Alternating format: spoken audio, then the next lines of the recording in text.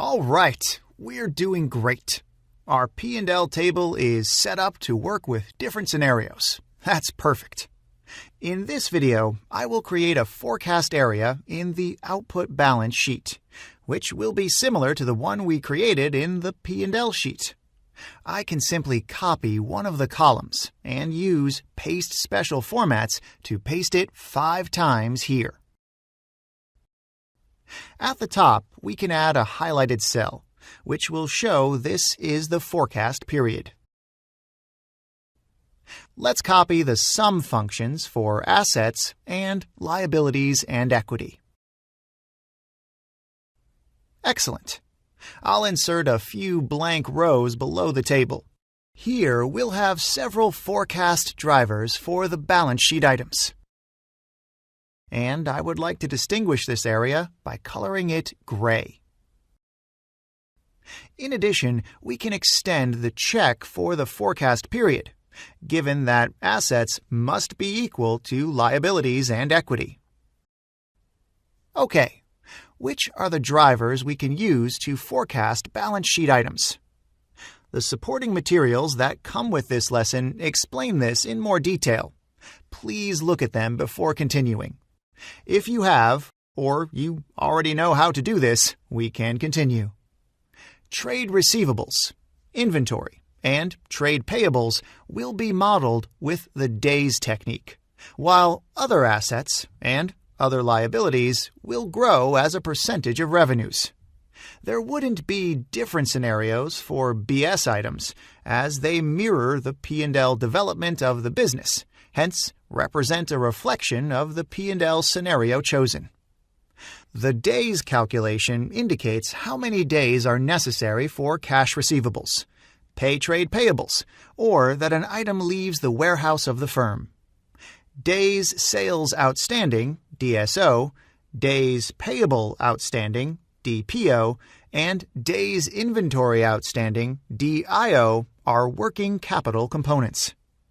DSO is a measure of the average number of days a company takes to collect revenue after a sale has been made. A low DSO number means a company needs fewer days to collect its accounts receivables. A high DSO number shows a firm is selling its product to customers on credit and taking longer to collect money. DPO is a company's average payable period. Days payable outstanding tells us how long it takes a company to pay its invoices from trade creditors, such as suppliers. DIO is a financial measure of a company's performance that shows investors how long it takes a company to turn its inventory into sales. Now that we've described DSO, DPO, and DIO, we are ready to calculate their values for the historical period. We see the math formulas for the calculation of days on the right. Starting with DSO, we need to divide the number of trade receivables by the revenues for that year and multiply by 360. And here is the DSO number for 2014. Let's copy it to the right. Similarly, DPO and DIO are calculated with the same formula, although revenues are replaced by COGS. I'll select the amount of DPO and divide it by the number of COGS in 2014. Let's fix the row reference of the COGS figure and multiply by 360. The result of the formula is negative. Since we are talking about days, it would be unnatural to have negative days. That is why I'll negate this number by putting a minus in front of the formula. Let's copy the same formula for DIO. We can do that because we fixed the row reference of COGS.